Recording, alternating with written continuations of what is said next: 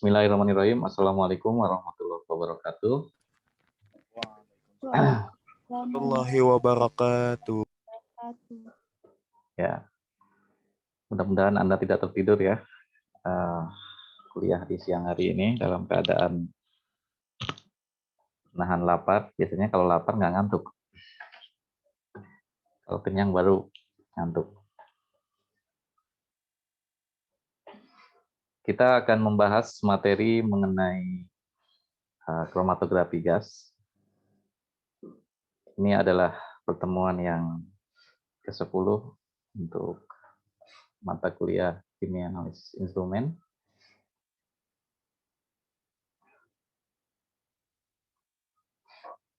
Ya, kromatografi gas merupakan salah satu metode kromatografi ya, yang menggunakan fasa alir gas dan umumnya banyak digunakan untuk analisis senyawa-senyawa volatil ya, seperti minyak atsiri, ya, fragrance, ya, flavor dan lain sebagainya. Kita mulai dari pengertian umum tentang kromatografi gas itu sendiri ya. Apa sih kromatografi gas ini? Jadi kromatografi gas adalah teknik kromatografi untuk memisahkan dan menganalisis senyawa atsiri atau senyawa volatil dengan fase gerak gas dan fase diamnya adalah cairan atau padatan. Di sini kita mengenal dua tipe pemisahan dengan kromatografi gas.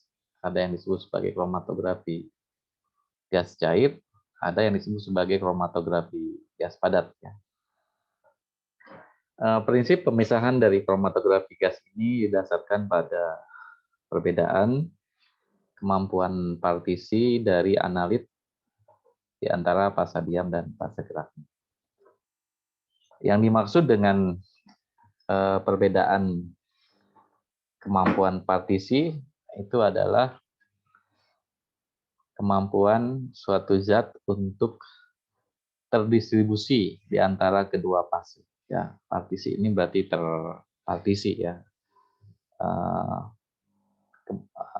di mana senyawa itu memiliki polaritas yang berbeda-beda, ya, dan dalam kromatografi gas, prinsip dasar dari pemisahan ini adalah volatilitas dan polaritas senyawa. Ya, jadi senyawa yang lebih volatil tentunya dia akan lebih mudah menguap. Ya, yang titik-titiknya lebih rendah, dia akan lebih cepat menguap, sehingga pada saat dimasukkan ke dalam kolom, di mana di dalam kolom itu akan terjadi proses pengaturan suhu dari suhu yang rendah ke suhu yang lebih tinggi, maka senyawa volatil itu akan yang lebih volatil itu akan lebih cepat berubah menjadi fase gas. Nah, ketika fase gerak itu masuk ke dalam kolom dalam bentuk gas, ya, maka senyawa yang memiliki volatilitas yang rendah dia akan terelusi lebih cepat. Ya, namun demikian senyawa yang volatil itu juga punya kemampuan berinteraksi dengan fase diam. Ya, ketika dia dalam keadaan cairan, mungkin dia kalau dilewatkan ke dalam kolom yang mungkin memiliki polaritas tertentu, maka senyawa yang polar itu kalau dimasukkan ke dalam kolom non polar dia akan keluar duluan. Tapi kalau dimasukkan ke dalam polar dia akan keluar belakangan. Nah, ini jadi prinsip dasar dari pemisahan dengan kromatografi gas itu adalah volatilitas dan polaritas. Di sini ada dua jenis kromatografi gas yang bisa katakan ya, di mana kalau fase diamnya berupa zat padat, kita mengenalnya kromatografi gas padat, gas solid kromatografi. Sedangkan kalau fase diamnya berupa cairan atau zat cair, maka disebut liquid gas gas liquid chromatografi ya. Chromatografi gas cair. Nah, perbedaan ini terletak pada jenis fasa diamnya. Namun sekarang dalam chromatografi gas, orang lebih banyak menggunakan tipe yang kedua ini, yaitu chromatografi gas cair, karena pemisahannya jauh lebih efisien ya dibandingkan dengan yang gas padat.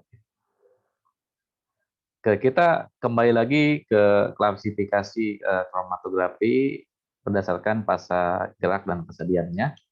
Jadi kalau berdasarkan fasa gerak, kita mengenal dua tipe chromatografi. Ada chromatografi gas dan ada chromatografi cair.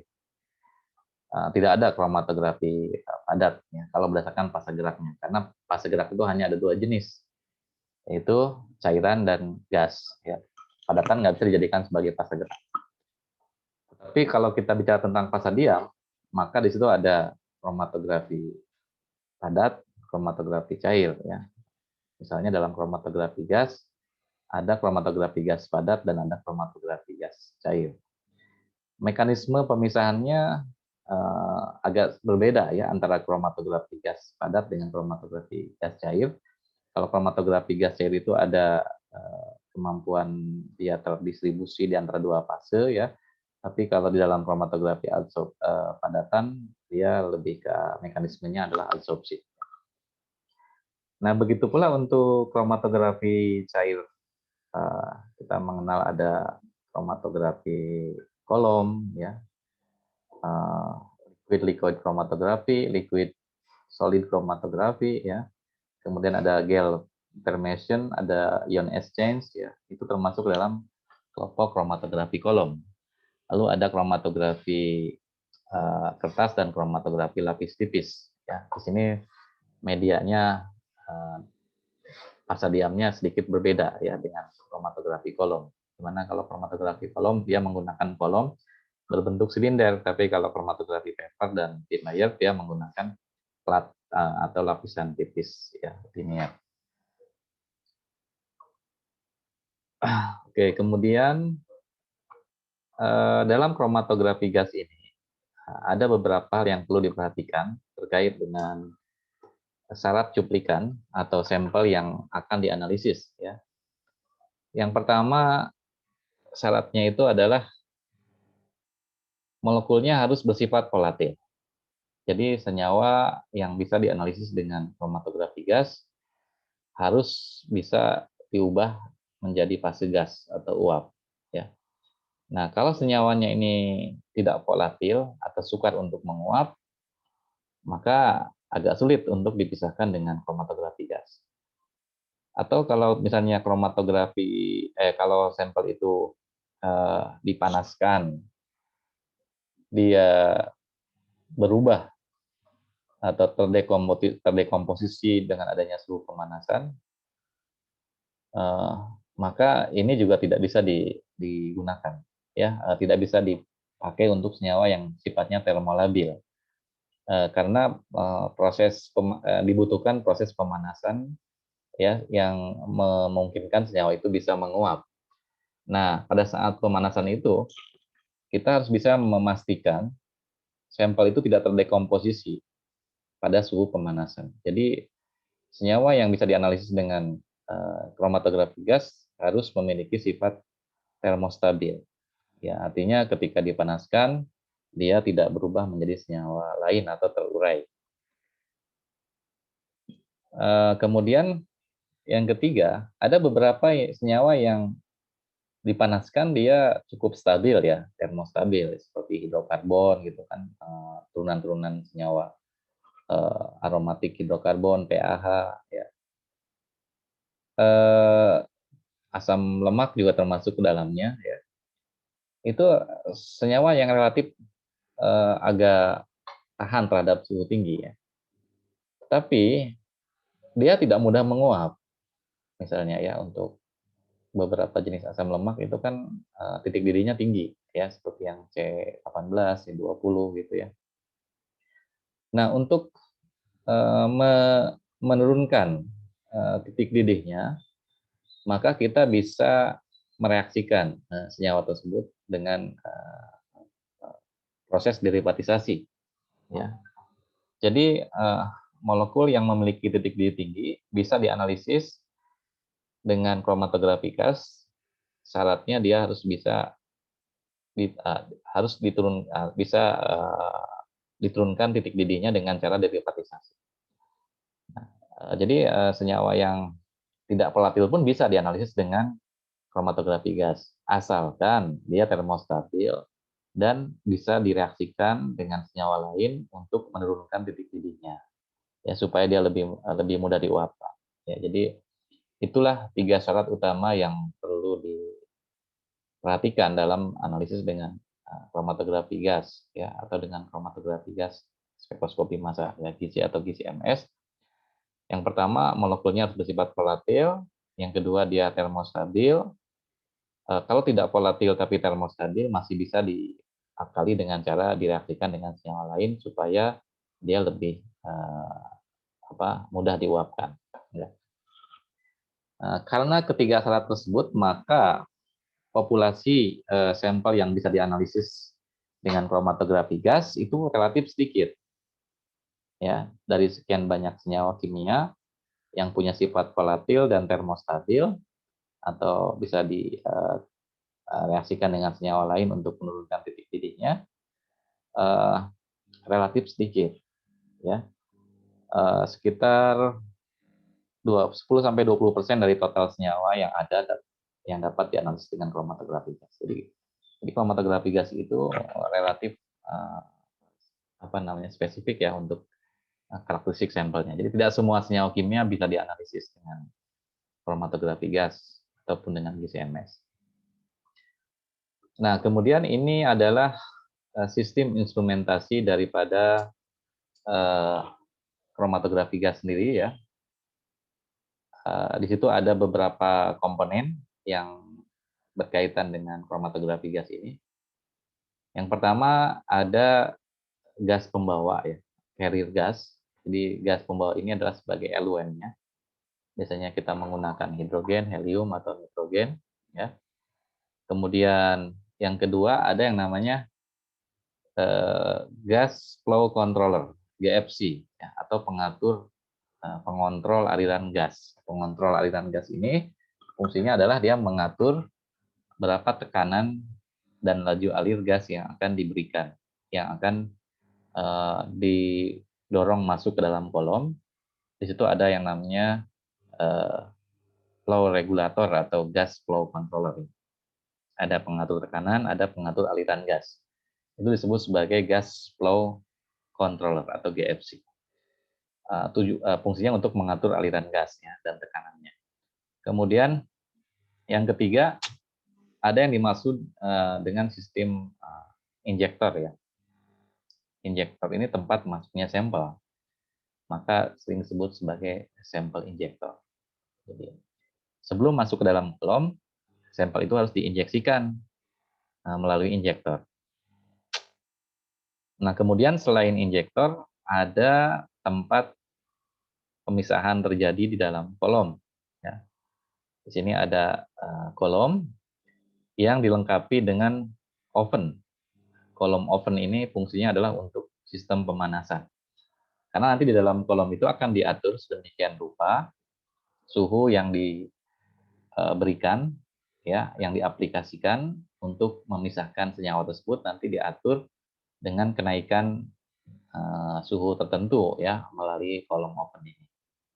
Lalu nanti setelah ada kolom oven, ya, di situ ada temperatur controller, ya, untuk mengatur suhunya. Nanti sampel akan masuk ke dalam detektor. Nah, di sini sampel akan dideteksi satu persatu sesuai dengan hasil pemisahan di dalam kolom yang nanti akan muncul sebagai sinyal, ya, kromatogram sesuai dengan waktu retensinya masing-masing. Jadi itulah gambaran umum mengenai sistem instrumentasi kromatografi gas. Ada gas pembawa, pengatur aliran gas, injektor, kolom, temperatur controller, detektor, dan data recorder atau sistem pengolah data. Nah, ini adalah contoh peralatan GCMS, kromatografi gas dari salah satu vendor yang terkenal ya, Agilent Teknologi. Di sini ada injektor ya, yang bagian atas ini ya, ini tempat masuknya sampel. Kemudian ada pengatur aliran gas di sini. Nah, ini yang kolom sebelah kanan ini adalah tombol-tombol untuk pengatur aliran gas, ya bisa dilakukan secara manual maupun otomatis. Kemudian di sini detektornya, ya. Ya, di dalam bawah ini ada bagian kolom tempat terjadinya pemisahan tengah-tengah ini. Sebelah kiri ini adalah detektornya. Kemudian semua perangkat ini terhubung ke komputer ya sebagai data recorder.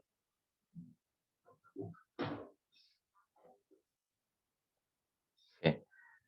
Untuk pemisahan dengan gizi sendiri, di sini eluennya atau gas pembawanya ya bisa macam-macam ya, tergantung jenis detektornya. Jadi kalau untuk thermal conductivity detector atau TCD biasanya menggunakan helium, argon, nitrogen atau hidrogen. Dalam detektor TCD yang dibutuhkan hanya gas pembawa karena tidak perlu melakukan pembakaran ya. Kalau thermal conductivity jadi dia menggunakan arus listrik ya, konduktivitas. Berbeda dengan detektor FID ya, flame ionization detector. Di situ akan terjadi proses pemanasan supaya terjadi proses ionisasi yang nanti akan dideteksi dengan menggunakan flame ionization detector ini.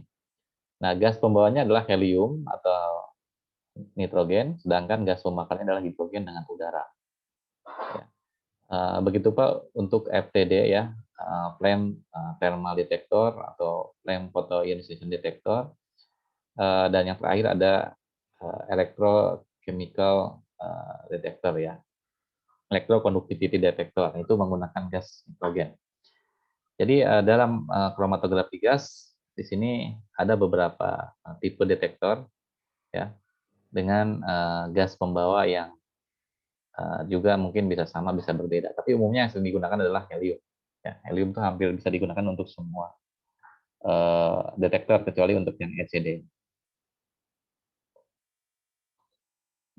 Kemudian selain jenis gasnya, gas itu juga harus memiliki tekanan yang sesuai ya untuk membawa masuk sampel yang nanti akan dianalisis ya.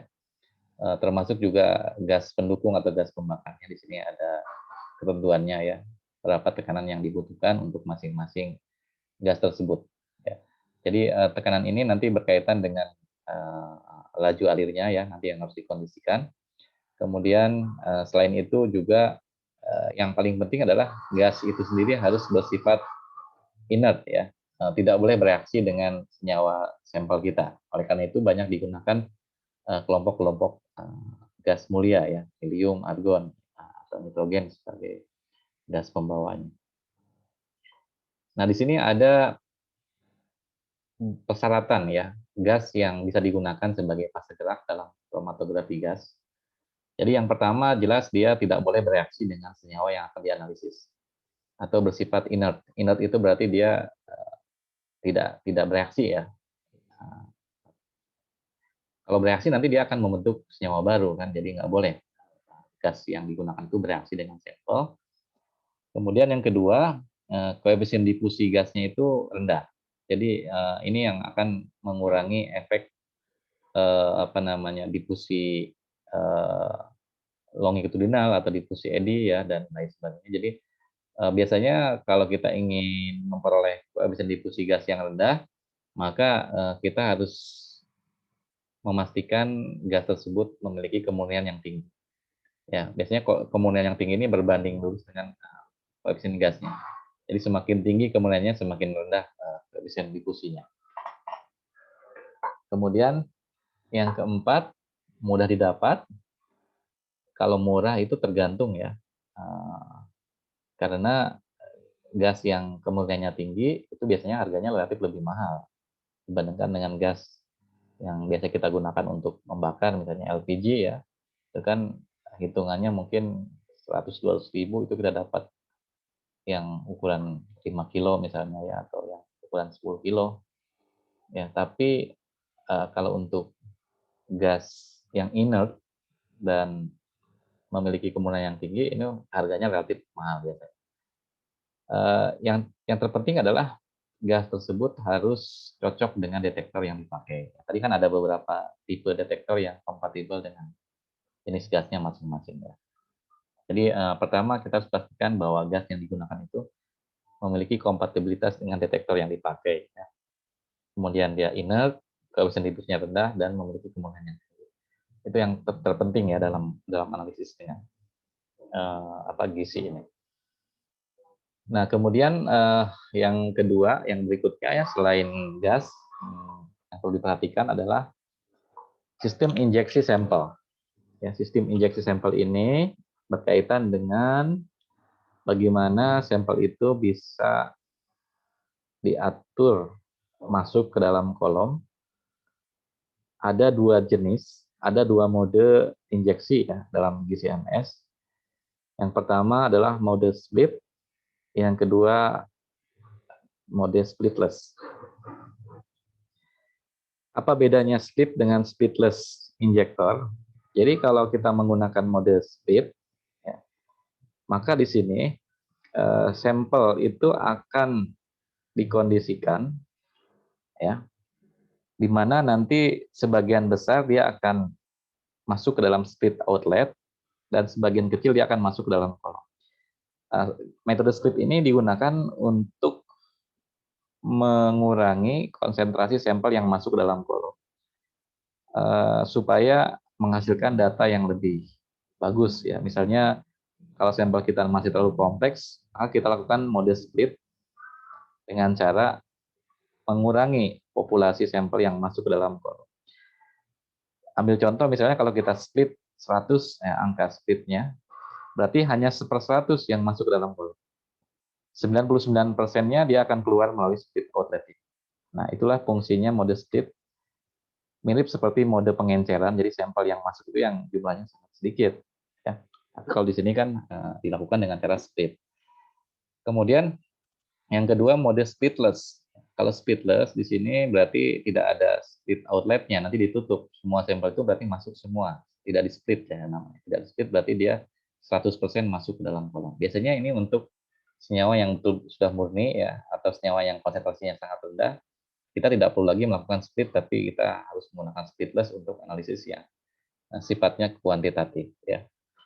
Kemudian di dalam injektor sendiri ini ada yang namanya ruang pemanasan yang terdiri dari glass liner. Ini glass linernya ya. Glass liner itu berupa kolom yang berbentuk kaca yang kemudian nanti dia ditaruh di penangas metal ya atau logam. Jadi di sini nanti dia akan terjadi proses pemanasan. Kemudian nanti gas itu masuk ke sini. Dari atas ini nanti ada jarum suntik yang akan memasukkan sampel melalui rubber septum. Rubber septum ini adalah semacam nyangga ya supaya sampel yang disuntikan tadi dia tidak kembali lagi keluar.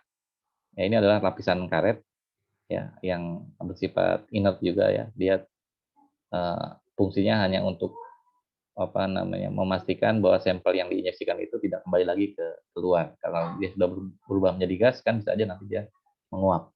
Ya.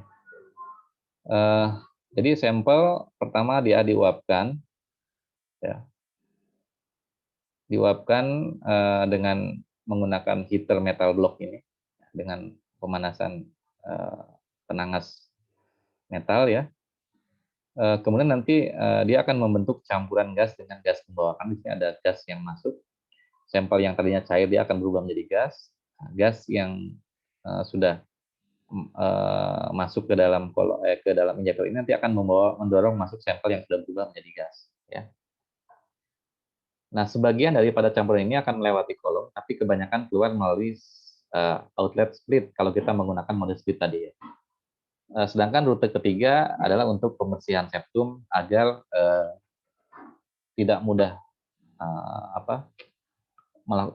septumnya itu tidak mengalami bleeding gitu ya, yang bisa merusak atau mengotori kolom. Ya. Jadi dia di sini ada septum purge outlet, ya, untuk mengeluarkan sisa-sisa gas yang tidak dibutuhkan masuk ke dalam kolom. Termasuk mungkin pelarutnya di sini kan bisa dikeluarkan di septum purge outlet ini. Jadi ada tiga saluran yang berkaitan dengan injektor ini. Yang pertama tempat masuknya gas atau carrier gas inlet, kemudian split outlet untuk mengeluarkan sampel yang tidak dibutuhkan masuk ke dalam kolom, dan yang terakhir ada septum purge outlet, itu untuk pembersihan septum ketika dia selesai menginjeksi supaya tidak masuk ke dalam kolom pengotor-pengotornya.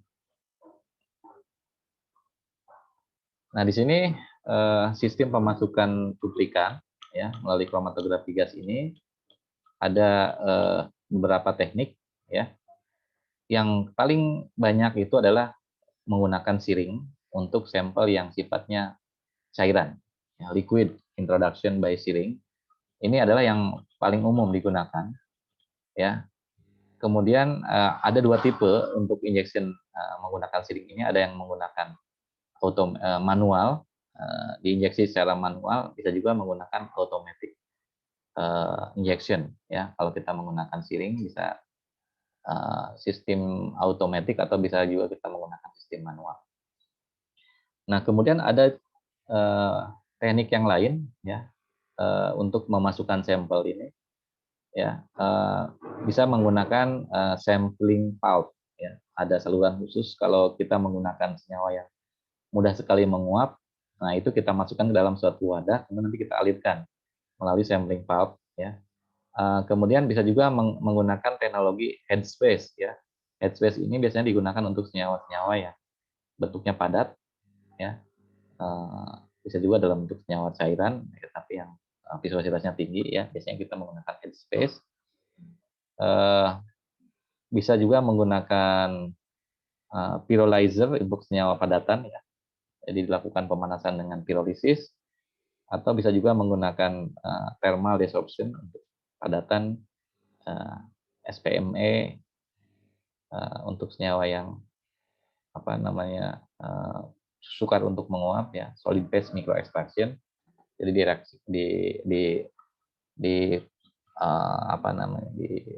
diekstraksi terlebih dahulu dengan menggunakan SPME ini. Bisa juga melakukan purge and trap, ya, untuk senyawa-senyawa yang agak yang larut dalam air, ya. Ini kalau dia mengandung banyak pengotor, ya kita lakukan proses purge and trap ini.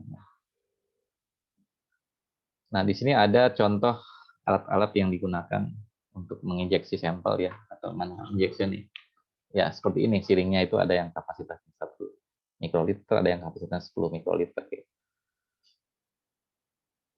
Jadi biasanya mikrosiring ini digunakan untuk menyuntikkan sejumlah volume sampel yang diketahui, ya, yang bentuknya cairan ataupun gas. Tapi biasanya sih untuk bentuk cair, ya, banyaknya. Ya. Kemudian bisa juga kita menggunakan adaptor yang digunakan untuk mengontrol volume yang diinjeksikan. Ya. Kalau kita menggunakan rapid and consistent injection, ini biasanya kalau kita gunakan automatic, ya, injektor, ya. Jadi dia lebih presisinya bisa lebih dipertahankan, ya.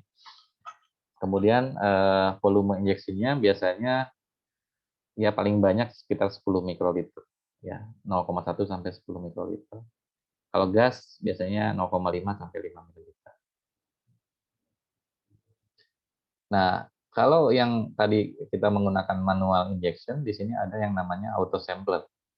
Auto sampler ini adalah sistem injeksi secara otomatis, ya, menggunakan sistem robotik. Jadi kita tinggal masukkan sampel kita di dalam file yang sudah diketahui urutannya, ya, nomornya. Nanti tinggal kita masukkan ke dalam software. Nanti dia sendiri akan menginjek sesuai dengan urutan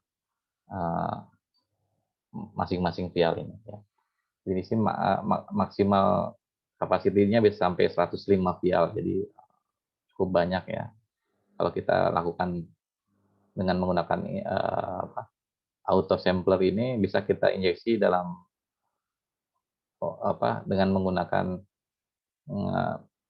injection paralel. Jadi kita tinggal nanti misalnya 10 sampel yang mau kita analisis, Kita tinggal masukkan aja nanti nomor sampelnya ada di mana saja, nanti dia dengan sendirinya akan menginjeksi secara otomatis. Nah, ini kelebihannya bisa dibiarkan, jadi kalaupun pengerjaannya agak lama, bisa kita tinggal, ya nanti dia dengan sendirinya dia akan menginjeksi sesuai dengan kebutuhan, sesuai dengan apa yang kita perintahkan. Ya. Volume sampel ya standarnya biasanya 5 sampai 10 mikroliter ya. Kalau untuk sampel auto sampler maksimalnya sekitar 5 mikroliter. Ya. Viskositasnya ya kadang-kadang kalau kita menggunakan sampel yang terlalu pekat, nah, nanti ada delay-nya ya, tergantung. Jadi tapi biasanya bisa dikurangi dengan menggunakan mode split tadi ya. Nah, di sini sampel injection port itu mengandung rubber septum tadi, semacam karet penutup ya, antara syringe needle dengan injektor. Ini fungsinya adalah untuk memasukkan sampel yang diinjeksikan dan supaya dia tidak kembali lagi ke atas ya. Jadi sebagai penghalang ya, sampel yang diinjeksikan ke dalam injektor. Kemudian untuk mendapatkan pemisahan yang efisien ya, maka sampel yang diinjeksikan jangan terlalu banyak dan harus disuntikan ke dalam kolom as a plug of paper. Jadi harus dalam bentuk berubah menjadi uap ya. Kemudian kalau kita menginjeksikan jumlah sampel yang terlalu besar, biasanya dia akan menghasilkan pelebaran puncak ya, peak broadening atau tailing ya, sehingga akan kehilangan resolusinya ya. Loss of resolution itu berarti pemisahannya kurang bagus. Metode injeksi yang paling banyak digunakan adalah menggunakan microsyring ya, di mana sampel diinjeksikan melalui rubber septum, kemudian melakukan flashing menggunakan bagian vaporizer part dan at the head of the column. Jadi pada bagian atas kolomnya itu ya, semua sampel harus dibuat berubah menjadi fase uap. Nah, temperatur yang digunakan pada sampel port ini biasanya ya ini kalau sudah masuk ke dalam kolom ya sekitar 50 derajat Celcius atau lebih tinggi ya. Dan dibandingkan dengan titik didih dari masing-masing yang populatif pada masing-masing sampel. Jadi kalau misalnya kita mau menginjeksikan senyawa yang titik didihnya 250 derajat misalnya, titik didih tertingginya, maka kita harus setting si injektor itu tadi memiliki suhu minimal di atas suhu atau sama dengan suhu titik didihnya. Jadi kalau titik didihnya 250, maka kita harus panaskan di suhu 260 supaya memastikan semua sampel itu sudah berubah menjadi uap. Kemudian yang kedua ada kolom ya, kompartemen yang berkaitan dengan terjadinya pemisahan ya, tempat terjadinya pemisahan di mana kolom ini dalam GC ataupun GCMS biasanya dia ditempatkan dalam suatu termostat atau open temperatur yang bisa mengatur suhu di dalam kolom tersebut ya. Suhu di dalam kolom harus diatur sedemikian rupa ya dengan menggunakan kolom open temperatur program. Jadi program pengaturan suhu kolom. Nah, biasanya yang bisa mengatur itu adalah karena adanya termostat ya.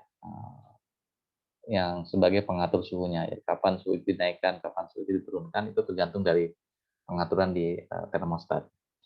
Nah, kolom yang digunakan dalam GC ini biasanya kolom yang sangat kecil, diameternya ya paling sekitar 2 ml atau 20 mikrometer ya. Sangat kecil sekali ya, sama seperti benang gitu ya. Tapi di dalamnya terdiri dari pasta diamnya, biasanya berupa cairan ya. Nah, material kolom sendiri ada dua tipe. Yang pertama ada tipe tube panjang ya, yang berisi material padatan. Nah, ini yang disebut sebagai solid phase chromatografi. Jadi dia sama seperti kromatografi HPLC, jadi si kolomnya itu masukkan fasa diamnya ya, dengan komposisi tertentu sehingga dia disebut sebagai tipe pertama atau packing column. Pack column ini adalah kolom yang menggunakan material padatan yang di-packing sedemikian rupa di dalam bagian dalam permukaan kolom. Nah, tipe yang kedua ada yang lebih tipis dan memiliki fasa diam yang berkaitan dengan bagian terdalam permukaan. Jadi di sini nanti dilapisi oleh fasa diam yang berupa cairan thin film ini. Nah, fungsinya untuk apa? Pada saat sampel masuk sini dia akan berinteraksi ya dengan fasa diam ini, lalu nanti dia akan terpisah satu dengan yang lain. Jadi dalam kromatografi gas kita mengenal dua tipe kolom. Ada yang namanya kolom packing, pack kolom, ada yang namanya kolom open temperatur, kolom apa namanya WTOC, wet cold open tubular, kolom yang dilapisi oleh fasa diam tapi tengahnya bolong gitu. Wall open, kolom WTOC, wall WTOC, wall apa? Open tubular column, WTOC, open tubular, WOTC ya, wall open tubular column. Nah, kalau pack column ini termasuk kategori tadi yang padatan ya, biasanya dia berupa glass atau stainless steel dengan ketebalan panjangnya sekitar 1 sampai 5 apa namanya ini meter ya, sedangkan diameternya adalah 5 mm. Biasanya Pak kolom pack ini dilapisi atau dimasukkan dengan fasa diam ya, lalu di coating dengan stainless steel. Bisa juga fasa diam yang bereaksi dengan senyawa lain ya, di coating dengan senyawa lain. Nah, tipe yang kedua yang tadi WCOT itu ini termasuk ke dalam capillary column. Biasanya dia lebih tipis ya, kemudian memiliki ukuran sekitar 10 sampai 100 meter panjangnya, lalu diameternya sekitar 250 mikrometer ya.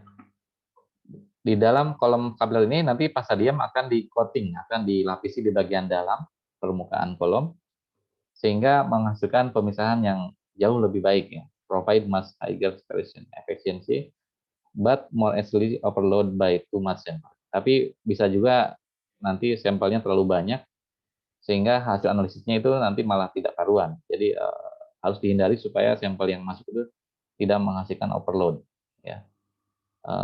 Batasan sampel yang bisa dianalisisnya berapa misalnya. Kemudian berikutnya karakteristik dari kolom. Ya, karakteristik dari kolom ini yang pertama dia harus memiliki sifat yang kepalarannya berbeda ya. Setiap jenis kolom itu ada kapasitas pemisahannya ya. Jadi itu tipe-tipenya ada yang polar, non polar, semi polar tergantung dari fasa diam. Tapi dari sekian banyak tipe kolom itu yang paling penting diperhatikan di sini adalah kestabilan termalnya. Jadi apa yang dimaksud dengan kestabilan termal? Pada saat kolom itu dipanaskan, dia tidak terdegradasi, dia tidak rusak, tidak bleeding oleh adanya pemanasan pada suhu. Nah, kemudian yang ketiga, ketebalan lapisan fasa diam ini juga berbeda-beda ya. Semakin tipis memang dia semakin efisien, tapi selektivitasnya juga mungkin berubah gitu ya. Makanya ada optimasi untuk mengatur ketebalan lapisan fasa diam. Yang terakhir ada panjang kolom. Nah, panjang kolom ini berkaitan dengan berapa banyak sampel yang akan dianalisis. Ya. Jadi kalau kita punya sampel yang banyak, ya lebih bagus kita menggunakan kolom yang panjang supaya pemisahannya jauh lebih efisien. Ya. Di sini ada beberapa alasan dalam pemilihan fasa gerak atau zat pada pendukung yang ideal. Pertama, dia harus homogen ya, bulat, kecil dan merata dengan kekuatan mekanik yang baik ya, antara 20 sampai 40 mikrometer untuk diameter fasa diamnya. Kemudian dia harus inert pada suhu tinggi, tidak boleh bereaksi ya. Mudah dipasai oleh fasa gerak fase cair dan membentuk lapisan merata. Lalu yang keempat tidak boleh mudah menguap di atas titik didih 200 derajat Celcius atau lebih tinggi dari suhu operasi kolom. Dan yang terakhir memiliki kestabilan termal yang tinggi ya. Jadi itulah dasar-dasar pemilihan zat padat pendukung yang ideal ya dalam analisis dengan HPLC. Harus homogen, inert pada suhu tinggi, kemudian mudah dibasai oleh fasa cair, tidak mudah menguap, dan memiliki stabilitas termal yang tinggi.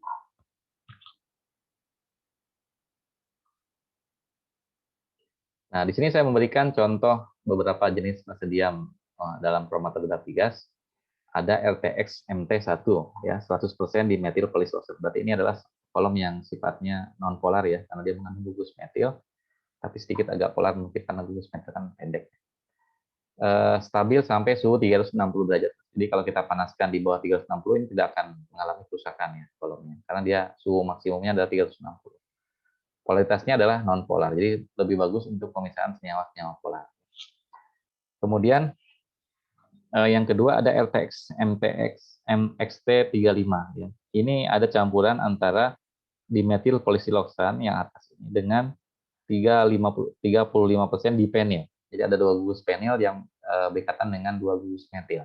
Nah, sifat kualitasnya menjadi berubah. Kalau tadi non polar karena dia mengandung gugus metil, sekarang sebagian diganti dengan gugus benjil sehingga polaritasnya relatif lebih meningkat ya, atau intermediate to polar dibandingkan dengan yang pertama.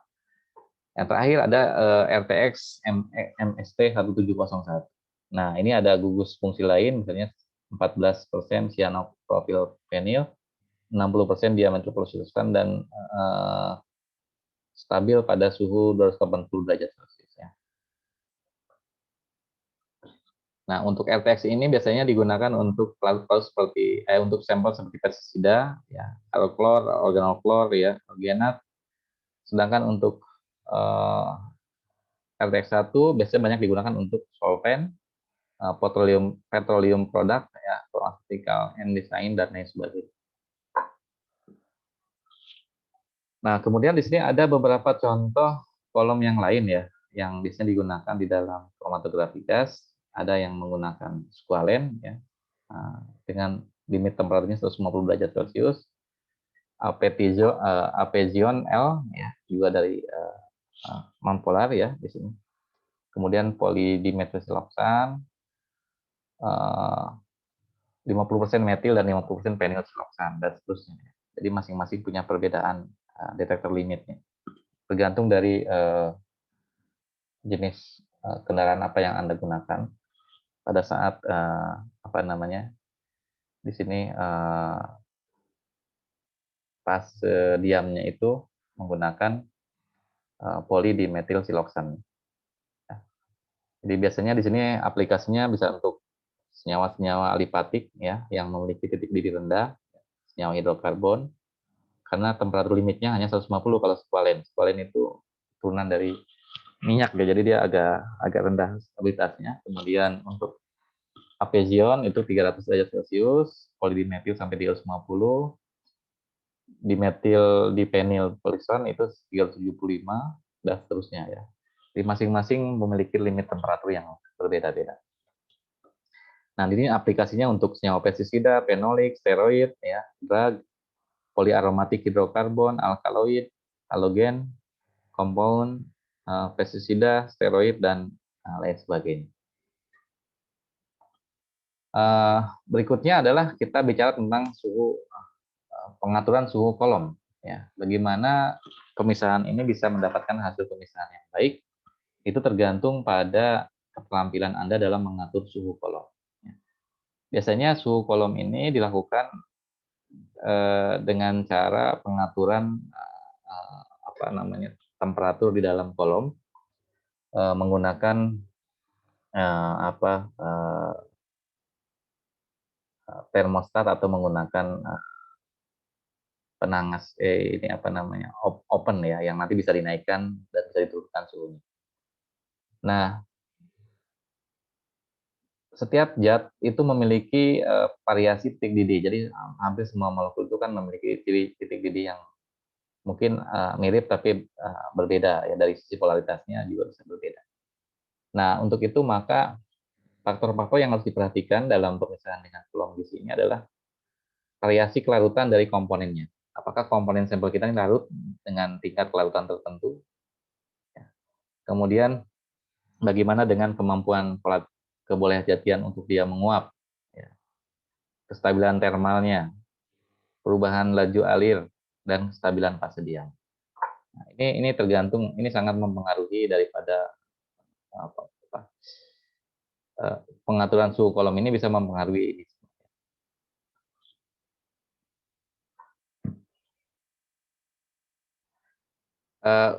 Untuk mengetahui informasi mengenai spesifikasi kolom, ya, untuk analisis tertentu, misalnya berapa sih suhu injektornya, berapa suhu detektornya, berapa suhu kolomnya, itu bisa kita pelajari, ya. Pertama dari sumber katalog.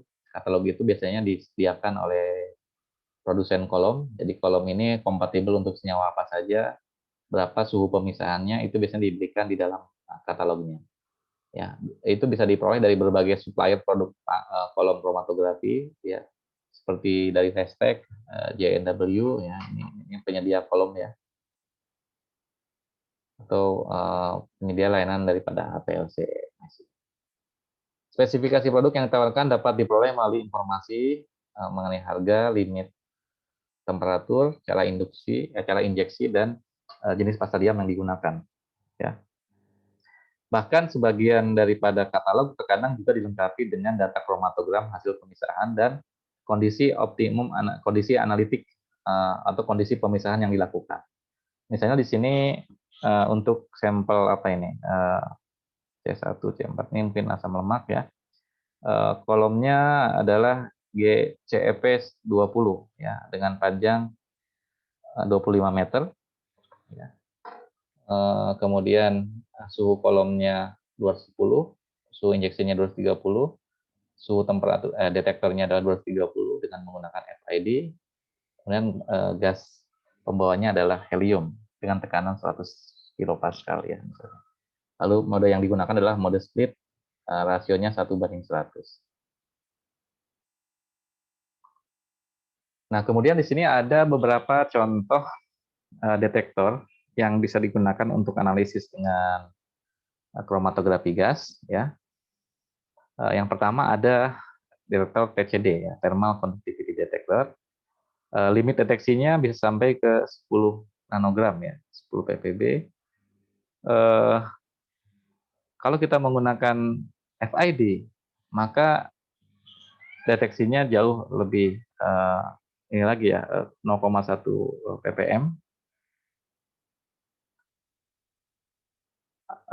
Kemudian ada juga yang menggunakan SCD, lebih sensitif lagi, ya, 0,1 ppb sampai ke pikogram, ya, bisa dianalisis. Kemudian untuk senyawa nitrogen atau fosfor organik kita bisa menggunakan FTD, dan untuk sulfur atau fosfor organik kita juga bisa memanfaatkan FPD, ya, ini Flame Photo Ionization Detector. Nah, masing-masing punya kemampuan yang berbeda-beda, ya, untuk masing-masing detektor ini dalam mendeteksi sampel yang kita gunakan. Yang pertama ada yang disebut sebagai thermal conductivity detector. Jadi thermal conductivity detector ini didasarkan pada konduktivitas termal daripada gas pembawa, ya, dalam keberadaan senyawa organik. Jadi di situ ada platina yang dibakar, ya, dipanaskan secara electrically, ya. Kemudian nanti terjadi kondisi keseimbangan di mana temperatur dan resisten daripada fase gerak ini akan melewati kolom. Ya, nanti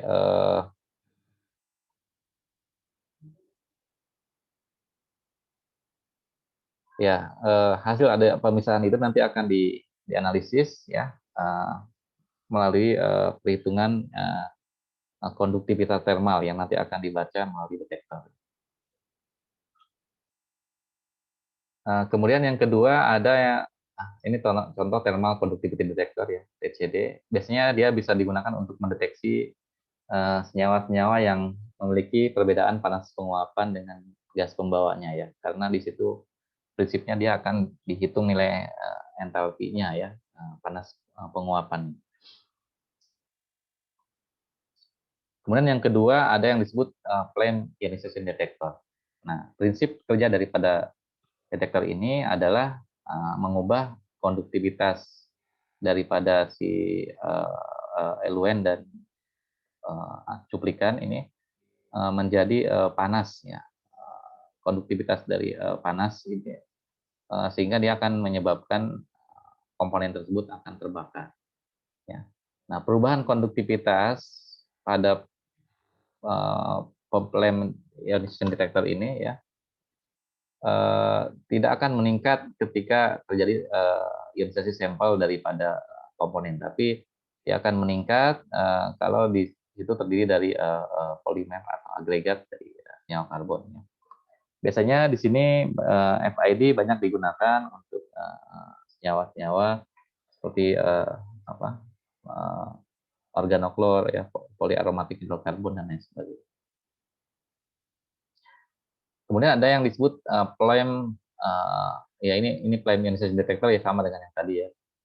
Ini mirip seperti ini prinsipnya. Jadi di situ ada tempat gas pembakar ya. Kemudian ada aliran dari kolom. Di sini hidrogen digunakan untuk membakar. Kemudian di sini ada electrical insulation ya, tempat berlangsungnya reaksi pembakaran. Dihubungkan dengan katoda dan anoda, nanti terjadi reaksi perubahan konduktivitas daripada sampel ketika dia berubah menjadi flame ya, atau dipanaskan. Nanti hasil konduktivitas itu akan ditangkap oleh detektor yang nanti akan dibaca berapa banyaknya sampel yang terkonversi menjadi apa namanya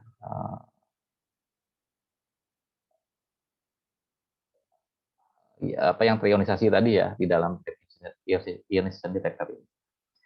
Biasanya FID itu sensitif untuk senyawa-senyawa organik yang umum ya. Kemudian yang ketiga ada yang namanya electron capture detector. Prinsip ionisasinya ini terjadi melalui aliran gas ya.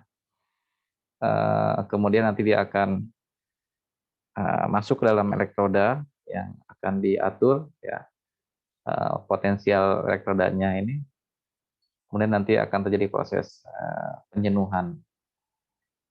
Lalu nanti direkam ya, elektron dari sumber ionisasi pertama dia akan mengcapture elektron dan melepaskan apa namanya beberapa sampel yang memiliki sensitivitas yang berbeda-beda ya. Kemudian untuk electron capture detector ini biasanya digunakan untuk senyawa-senyawa halogen ya. Jadi prinsipnya adalah dia terjadi proses ionisasi ya dengan menggunakan plat nikel 63 ini. Kemudian dimasukkan gas di sini. Ini kolomnya, ini karir gasnya. Terjadi proses apa namanya? Reaksi ionisasi yang menghasilkan elektron, nanti elektronnya itu ditangkap oleh detektor. Ya. Kemudian FTD atau flame thermionic detector ya, ini biasanya dia menggunakan sistem insulator ya, keramik. Jadi dia relatif lebih aman untuk kendaraan jarak jauh ya, yang bisa apa namanya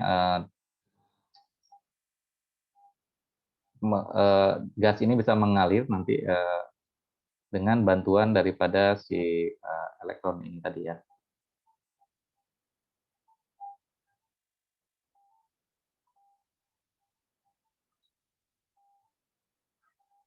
Nah, untuk flame thermionic detector biasanya digunakan keramik insulator di sini ya, untuk mengalami proses transformasi daripada senyawa-senyawa yang masuk dari dalam kolom ini nanti ya, dengan adanya aliran udara dan gas pembakar, kemudian diberikan voltase yang tinggi. Lalu di sini ada garam alkali ya, garam alkali yang nanti akan mengkonversi senyawa yang dibawa masuk dalam kolom tadi ini ya, sehingga nanti akan terjadi proses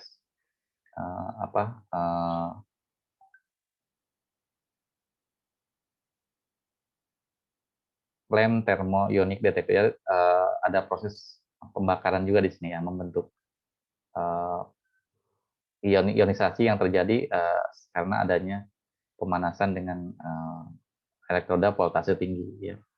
Bedanya kalau yang tadi pembakarannya menggunakan apa namanya ini gas pembakarnya sama ya sebutnya hidrogen ya di sini. Tapi kalau yang termoionik ini dia menggunakan keramik insulator ini. Ya. Mungkin di sini sensitif untuk senyawa-senyawa tertentu ya, seperti senyawa organofosfor ya, atau apa namanya senyawa halogen ya, atau senyawa-senyawa nitrogen organik, biasanya seperti pestisida ya, produk-produk medikal banyak menggunakan thermoionic detector ini. Dari sisi sensitivitasnya mungkin sedikit berbeda ya dengan flame ionization detector. Kemudian terakhir ada flame photometric detector atau FPD ya. Jadi dia menggunakan sistem photomultiplier di sini. Ada penembakan foton ya, photometric detector yang disebabkan dari adanya reaksi antara elektroda dengan apa namanya gas pembakar di sini.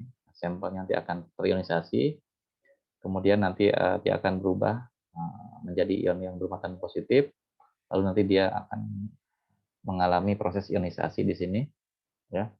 Dengan adanya foton ini nanti dia akan foton itu akan bergerak masuk ke dalam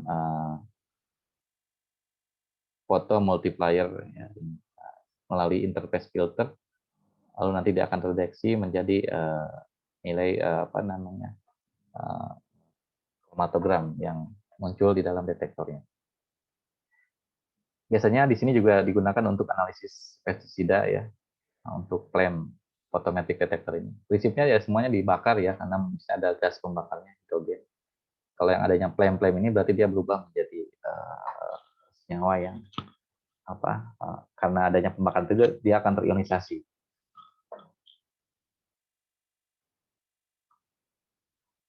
Di sini ada apa namanya perbedaan masing-masing detektor ini ya, dari tipe deteksinya, kemudian jenis senyawa yang bisa dianalisis ya, selektivitas dan sensitivitasnya berbeda-beda ya.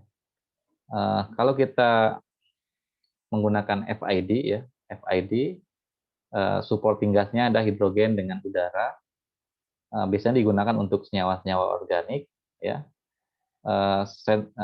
Selektivitasnya ya yang lebih volatil itu lebih baik ya. Kemudian deteksinya sampai 100 pikogram, jadi sangat kecil. Kalau untuk thermal conductivity ini apa namanya selektivitasnya bersifat universal. Jadi dia bisa untuk semua senyawa ya thermal conductivity ini. Dasarnya ada perhitungan konsentrasi. Kalau tadi aliran massa, supporting gasnya sama seperti yang ada di atas dibagi dengan air. Kemudian detectability-nya sampai 1 nanogram. 100 pikogram dengan 1 nanogram lebih besar mana? Kemudian electron capture detector ya. Itu biasanya untuk senyawa-senyawa halida, nitril, senyawa organik metalik ya. Organometalik ini yang mengandung ion-ion logam ya. Ini sampai 50 femtogram. Lebih kecil lagi ya, 10 pangkat berapa ini limit deteksinya.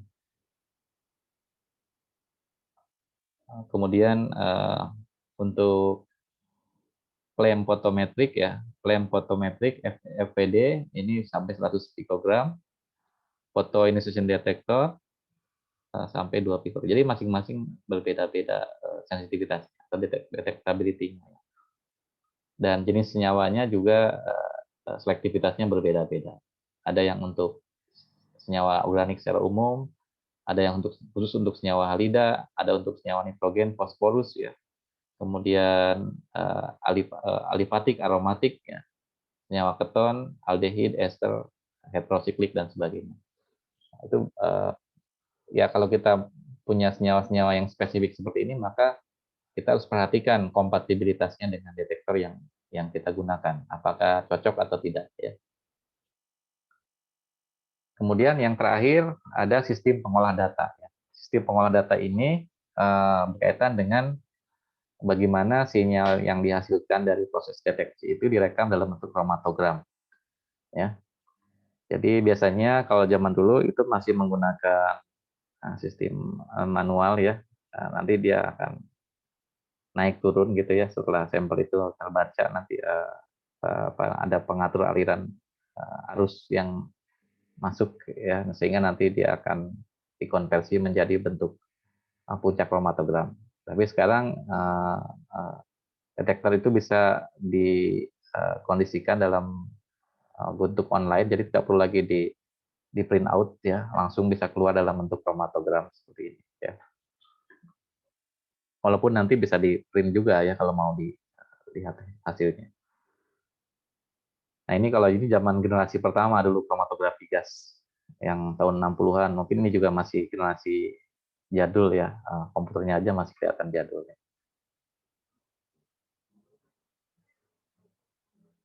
Nah, hasil daripada analisis dengan kromatografi gas ini tadi akan menghasilkan puncak kromatogram. Jadi sama seperti HPLC, outputnya berupa kromatogram, ya, di mana kromatogram ini memiliki informasi mengenai jumlah senyawa ya, dan jenis senyawanya berdasarkan waktu retensi dan luas area. Jadi bagaimana kita bisa menghitung ukuran puncak hasil analisis ini sebagai fungsi dari konsentrasi senyawa tersebut ya. Bila konsentrasi sebuah senyawa bertambah, maka puncaknya pun akan semakin membesar. Ya. Misalnya di sini ada komponen A yang diinjeksikan dengan jumlah 1 mikroliter ya. Kemudian dihitung peak areanya adalah sebesar 700. Kemudian kita tambahkan standar 1 mikroliter dari komponen A tadi ya sebanyak 100 ppm, maka puncak yang dihasilkan akan berubah menjadi 700. Berarti jumlah sampel kita bisa dihitung nih dari penggunaan standar ini. Kita masukkan aja ke sini, ke persamaan. Kalau dia 1000 peak areanya, konsentrasinya 100 ya. Kalau dia 700 peak areanya, berarti kemungkinan konsentrasi sampelnya adalah 70 ppm misalnya. Ya, ini kan berdasarkan kesamaan regresi linear ya. Anda bisa hitung nilai konsentrasi itu berdasarkan perbandingan puncak atau luas area dari masing-masing kromatogram. Nah, untuk menghitung luas area di sini kita menggunakan kurva Gaussian ya, dengan nilai rata-rata sebagai luas segitiga ya, bentuk dari segitiga ya, ST angular inset, ini kan bentuknya segitiga kalau kita buat. Sehingga persamaan area itu dihitung dengan cara setengah kali lebar alas kali tinggi ya. WB itu lebar alas, H itu tinggi. Jadi itu adalah luas segitiga. Untuk menghitung luas area, kita bisa masukkan ke persamaan ini. Ya. Persamaan luas area sama dengan luas segitiga.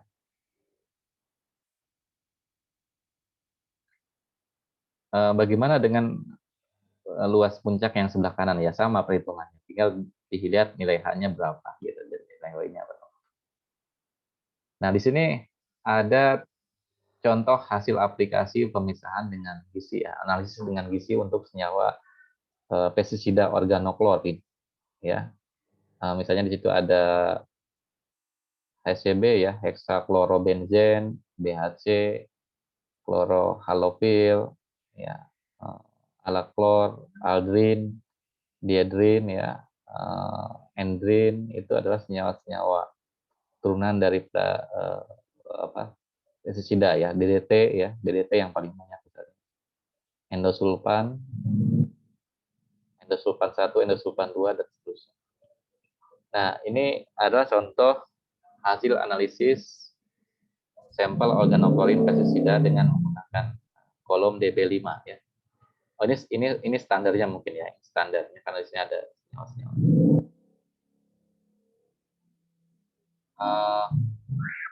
Di sini kita bisa lihat oven yang digunakan, temperatur yang digunakan adalah 140 derajat Celcius, ya, dipanaskan ditahan selama 2 menit, kemudian dinaikkan ke 240 dengan kecepatan 10 derajat Celcius per menit, ya. Kemudian di sini kita menggunakan gas helium, ya, sebagai fase geraknya. Lalu detektornya adalah ECD, ya, electro conductivity detector, dengan suhu 320 derajat Celcius, ya. Gas pembakarnya adalah nitrogen, gas dengan laju alir 30 ml per menit.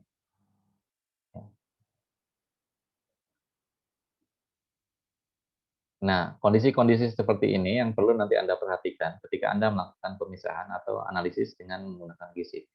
Jadi kolom yang digunakannya jenisnya apa, gas pembawanya apa, suhu kolomnya berapa, suhu injektornya berapa, suhu detektornya berapa.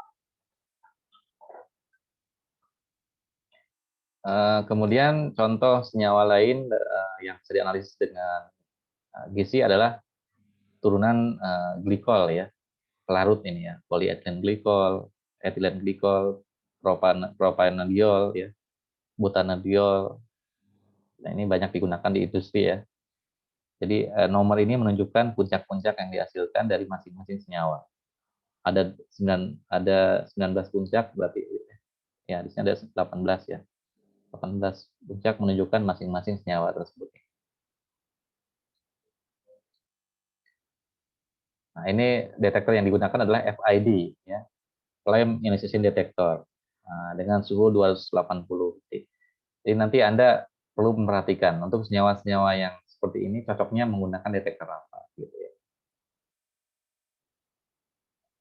Kemudian untuk senyawa organoklor, ya, organoklor ini ya banyak juga di dalam apa ya, contohnya pestisida mungkin, ya, organoklor itu. Tetraklorometan, sitikol hidrat, ya, dikloroasetonitril, kloroasetonitril, dan seterusnya. Karbon tetraklorida. Ya, senyawa-senyawa yang mengandung gugus klor aja, ya.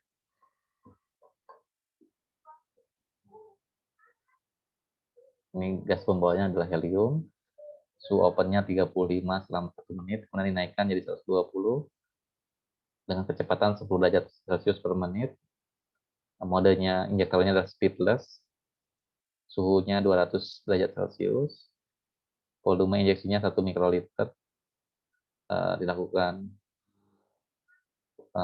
deteksinya adalah menggunakan ECD, Electron Capture Detector, dengan suhu 300 derajat Celcius.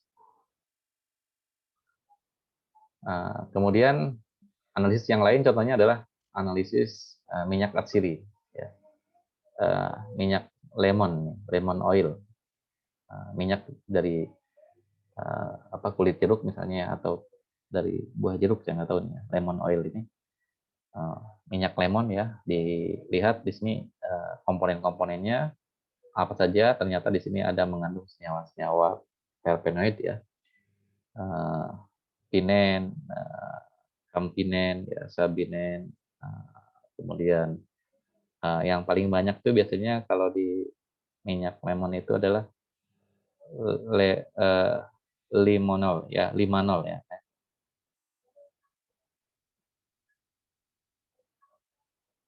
Ini nomor 15, ya. Linalol, ya, linalol. Citronellal juga ada di sini, citronellal dari citrus, ya. Jadi puncak-puncak yang dihasilkan ini menunjukkan satu senyawa, ya. Ya, kalau kita lihat hasil pemisahan dengan gizi ini menghasilkan puncak yang sangat tajam, ya, membentuk jarum, karena dia memang pemisahannya memiliki tingkat sensitivitas yang cukup tinggi, ya. Sehingga deteksinya itu bisa sampai ke satuan nanogram atau pikogram, ya.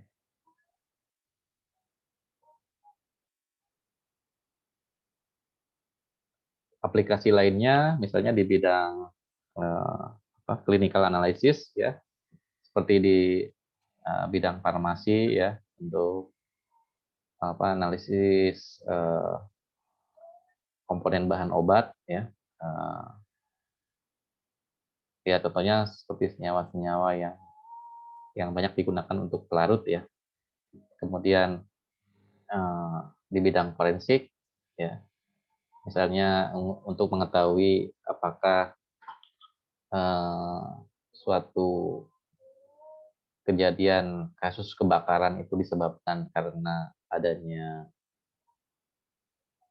apa sengaja dibakar itu konsleting listrik, atau karena adanya residu bensin, akan kelihatan nanti di benda-benda yang terbakar itu dia mengandung sisa-sisa bensin atau tidak. Kalau dibakar tuh kelihatan. Nah, jadi nanti contoh kasus kejadian misalnya rumah dibakar atau pasar dibakar, nih sengaja dibakar atau memang karena ada korsleting listrik. Nanti bisa diambil residunya di situ, kemudian dianalisis di lab apakah mengandung fraksi-fraksi hidrokarbon yang merupakan turunan dari senyawa bensin misalnya. Ternyata di situ ada dibandingkan ya hasil pembakarannya itu diduga kuat bahwa itu adalah sengaja dibakar misalnya dengan menggunakan bensin. Kelihatan nanti sisa pembakarannya itu mengandung residu bensin. Nah, ini contoh dalam analisis forensik misalnya ya. Ya, GISI atau GISI MS itu menjadi alat yang sangat ampuh untuk mendeteksi senyawa turunan-turunan hidrokarbon itu. Ya. Kemudian untuk consumer good ya, seperti flavor ya, spices itu rempah-rempah ya, minyak kayu putih, minyak apa namanya eh, eh, akar wangi, kayu manis ya, kemudian serai wangi itu banyak digunakan di dalam analisisnya. Dia menggunakan gizi ya, untuk senyawa-senyawa yang volatil ya, di bahan-bahan untuk minyak wangi ya, komponen-komponen untuk bahan masakan ya, food and beverage, volatile material itu banyak digunakan analisisnya menggunakan gizi ya, atau GCMS. Kemudian petroleum industri ya, industri yang menggunakan petroleum produk ya, seperti bensin, diesel ya, bahan bakar oil, bahan bakar minyak bumi. Typical chromatogram for analysis of unleaded gasoline ya, itu banyak dianalisis dengan menggunakan gizi ya, karena dia termostabil senyawanya. Kemudian analisis kuantitatif ya, misalnya untuk menghitung luas area yang berbanding lurus dengan konsentrasi ya, banyak digunakan untuk menghitung standar senyawa-senyawa di bidang industri ya, untuk memastikan apakah senyawa yang digunakan itu atau komponen-komponen kimia yang digunakan itu memenuhi standar yang dipersyaratkan atau tidak gitu ya. Speknya itu kemurniannya seperti apa gitu, bisa dilihat dari hasil analisis kuantitatif ya. Jadi aplikasi-aplikasi dari GISI ini ya memang lebih banyak untuk senyawa-senyawa yang volatil dan termostabil ya. Terutama untuk senyawa hidrokarbon, organoflor ya, flavor, spices, fragrance ya, kemudian minyak atsiri ya,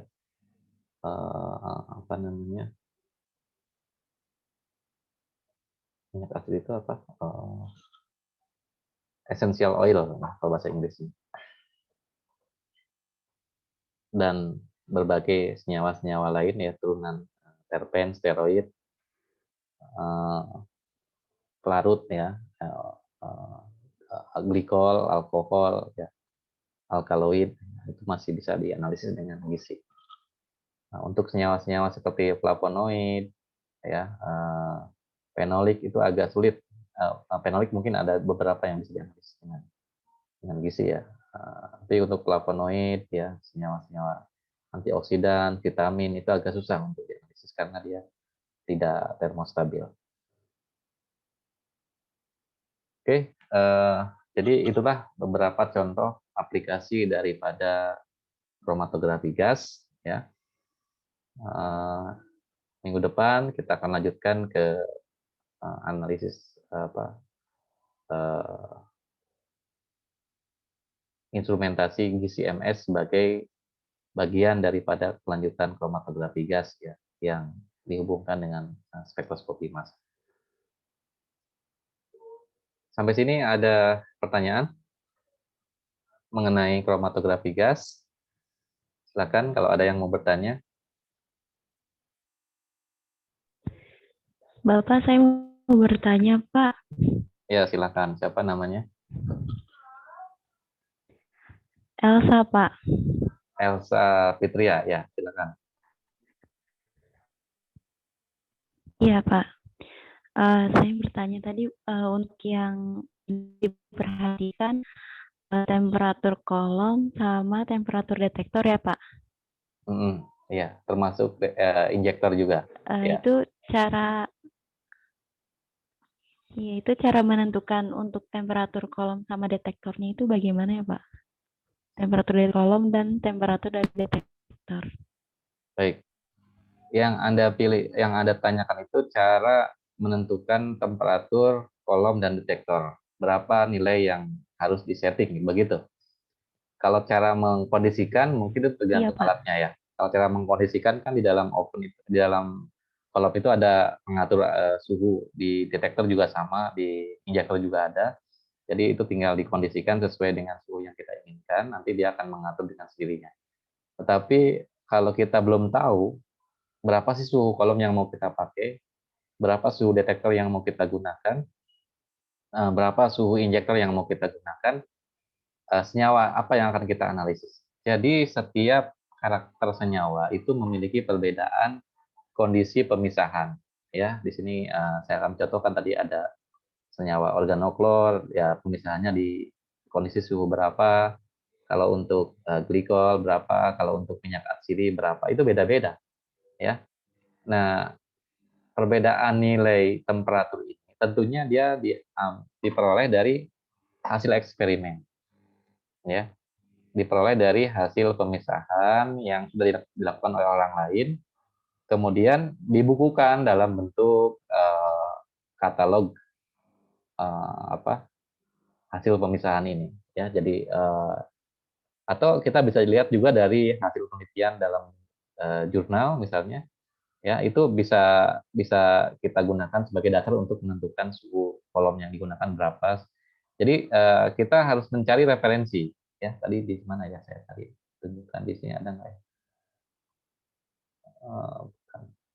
Ada referensi yang bisa kita gunakan, terutama untuk mengetahui berapa sih parameter temperatur yang mau kita pakai dalam pemisahan ini. Nah, biasanya seperti yang saya tunjukkan ini diambil dari referensinya bisa dari katalog 6 yang ada di buku. Ini kan JAW sekian-sekian ini nomor katalognya ya. Jadi dia JNW kolom yang diproduksi untuk DB5 ini, misalnya produk dari JNW ini memproduksi kolom jenis ini. Nah, biasanya kolom jenis ini itu nanti dilengkapi dengan katalog. Katalog itu buku yang isinya adalah daftar penelitian-penelitian yang sudah dilakukan dengan menggunakan kolom tersebut. Jadi nanti Anda tinggal cari di situ, searching senyawa saya bisa nggak, kompatibel nggak dengan jenis kolom yang ada ini. Kalau ada, nanti di situ bisa kita ambil kata kuncinya, senyawanya apa yang mau kita analisis, misalnya terpenoid atau tadi misalnya egenol misalnya. Di situ ada nggak pemisahan senyawa egenol? Nanti kita cari, kemudian nanti menggunakan indeks kata kunci daripada senyawa tersebut, biasanya ada di bagian belakang. Setelah itu nanti Anda cari, oh dia ada di halaman sekian, nomor sekian, nanti kita lihat bisa nggak dia untuk senyawa ini. Oh ternyata ada. Nah, kita tinggal melihat ke kondisi pemisahan yang ada di atasnya. Tetapi ini pun juga terkadang tidak sama persis dengan apa yang bisa kita kerjakan. dalam kondisi yang berbeda mungkin pemisahannya itu juga bisa berbeda, ya. Tidak persis sama hasilnya. Mungkin kondisi pemisahan yang dilakukan oleh si orang lain dalam buku itu alatnya berbeda, misalnya tipe gisinya itu berbeda atau detektornya berbeda, gitu. Sehingga nanti hasilnya juga mungkin akan berbeda. Nah, kalau kita tidak memperoleh informasi daripada katalog ini, ya, kita bisa trial and error, kita coba dari temperatur yang rendah dulu, naikkan sedikit-sedikit gitu ya. Tapi itu akan lama ya. Kalau kita coba-coba nanti hasilnya mungkin nggak akan bagus. Jadi saran saya adalah kalau Anda mau melakukan penelitian dengan gizi, cari dulu informasi senyawa apa yang akan Anda pisahkan, kemudian eh, jenis kolom yang digunakannya itu apa, lalu nanti cari katalognya. Ya, kalau misalnya alat gizi yang ada di lab itu dia menggunakan kolomnya DB1, ya cari DB1 itu. Kalau sekarang tidak perlu menggunakan buku, Anda menggunakan internet pun bisa. Tinggal nanti Anda masuk ke websitenya si penyedia kolom tersebut atau produsen kolom tersebut, nanti di situ mereka akan memberikan informasi tentang senyawa-senyawa yang bisa dipisahkan dengan menggunakan kolom. Jadi katalognya itu bisa diakses secara online. Ya. Nah, itulah pentingnya Anda membaca katalog karena di dalamnya itu ada informasi tentang optimasi hasil pemisahan dari senyawa-senyawa yang sudah pernah dilakukan dengan kolom tersebut. Nah, biasanya kalau saya seperti itu ya mencarinya. Kalau enggak, yang kedua bisa dengan menggunakan jurnal hasil penelitian. Jadi orang menggunakan pemisahan itu dengan kondisi seperti apa. Nah, Anda bisa searching juga di artikel hasil penelitian orang lain. Nah, itu salah satu cara termudah untuk menentukan suhu detektor atau pemisahan menggunakan gizi ini. Kalau semuanya tidak dapat, ya yang ketiga adalah tadi trial and error tadi, coba dikondisikan sesuai dengan ya kira-kira gitu, kira-kira nih suhunya berapa, nanti dinaikkan berapa. Ya itu yang disebut sebagai trial and error, itu adalah cara yang ketiga ya kalau kita tidak mendapatkan informasi. Begitu. Siapa tadi lupa saya. Elvira ya tadi, Elsa. Elsa, Pak. Ya, gimana? Iya, Pak. Ya. Ada Baik, lagi? Pak. Jelas, Pak. Terima kasih. Anda pernah melakukan analisis dengan gizi? Belum, Pak. Belum. Belum pernah. Ada yang pernah bekerja dengan gizi atau menggunakan alat gizi, kromatografi gas untuk analisis senyawa kimia? Dalam PKL belum ada? Ya, kalau belum ada berarti nanti mungkin siapa tahu pada saat penelitian Anda menggunakan alat tersebut ya. Oke, berikutnya ada yang menanyakan lagi, silakan. Tidak ada?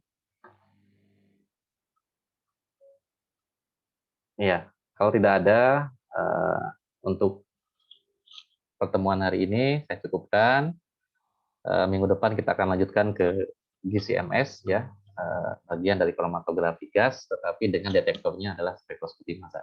Kalau tadi kan GC biasa itu detektornya tadi ada FID, FTD, ya, ECD dan sebagainya. Nah, nanti minggu depan kita akan bicara tentang GC yang detektornya adalah MS ya, sama seperti LC-MS. Ya.